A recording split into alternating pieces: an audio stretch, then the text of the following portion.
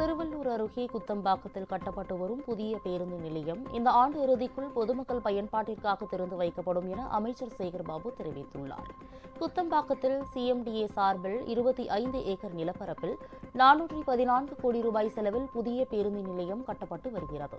இந்த பணிகளை இந்து சமய அறநிலையத்துறை அமைச்சரும் சென்னை பெருநகர வளர்ச்சி குழும தலைவருமான சேகர்பாபு அதிகாரிகளுடன் சென்று ஆய்வு செய்தார்.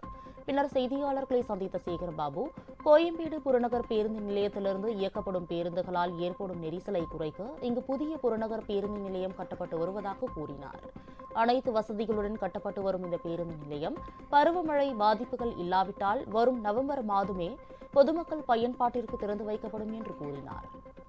வருகின்ற பயணிகளுக்கேற்ப போக்குவரத்தை இயக்குவது, பயணிகளுக்கு தேவைப்படுகின்ற குடிநீர் வசதி, கழிப்பிட வசதி, ஓட்டுநர் மற்றும் நடத்துனர்களுக்கு தேவையான ஓய்வறைகள், அவர்களுக்கு தேவையான உணவகங்கள் போன்ற அனைத்தையும் இன்றைக்கு கள ஆய்வு செய்திருக்கின்றோம். இந்த பணிகள் எவ்வளவு விரைவாக முடிக்க முடியுமோ அவ்வளவு விரைவாக இந்த ஆண்டு இறுதிக்குள்ளாக மக்களுடைய பயன்பாட்டிற்கு கொண்டு வரப்படும்.